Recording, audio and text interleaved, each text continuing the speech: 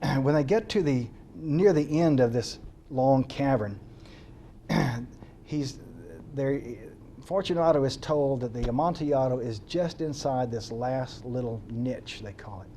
And just step over this little ledge and into this niche, and you'll find the Amontillado there and get your taste of it.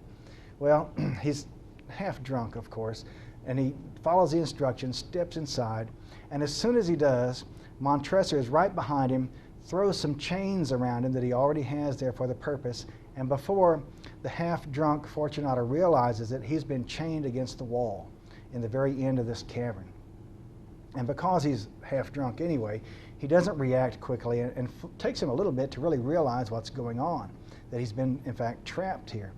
And then while he's realizing this, Montresor goes back out and uncovers some materials he'd put there earlier, and he's got bricks and mortar, and he's about to brick up the end of this cavern. So if you get the picture here, they're at the end of a long cave. And now, after it's bricked up and he throws some other materials around, the cave is just going to end a few feet shorter than it did once before. In other words, no one will possibly know that there's a body on the other side of this little wall that's about to be erected. It's not a place where people go very often anyway. So it's going to be, in a way, the perfect murder here, as this person just completely disappears from the face of the earth. But he wants to enjoy this moment.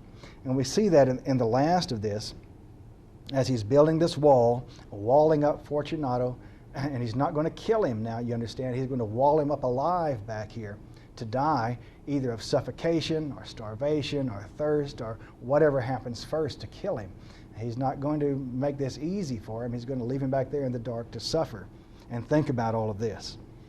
As they have some exchanges back and forth while he's building up the wall, he finally asks him, Fortunato finally says to Montresor, "It's a joke, huh?" They're laughing.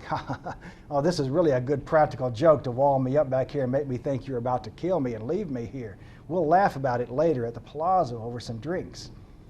Oh, Montresor replies, "Yes, yes, but it's no joke. It's not funny after all," because he finally realizes that he can't pass it off as a practical joke. He is indeed serious, and he is indeed walling him up back here to be left forever. The last few lines in the story: "For the love of God, Montresor." "Yes," I said, "for the love of God." But to these words I hearkened in vain for a reply. I grew impatient. I called aloud, "Fortunato!" No answer. I called again, "Fortunato!" No answer still. I thrust a torch through the remaining aperture and let it fall within. There came forth in return only a jingling of the bells. Again, a final reminder of the fool's outfit that he's worn, and the fool that he has been to let himself be tricked into being walled up at the end of a cavern like this by a man who has become his enemy, without him perhaps fully realizing it. I hastened to make an end of my labor. I forced the last stone into its position. I plastered it up. Against the new masonry I re-erected the old rampart of bones. For the half of a century no mortal has disturbed them. So he's writing this 50 years later, as he's a very old man, and perhaps in some ways almost relishing this idea still 50 years later that he's gotten away with this perfect crime. We don't see any regret. We don't see any wish to go back and undo what he did or repent of what he did. We don't see any of that here.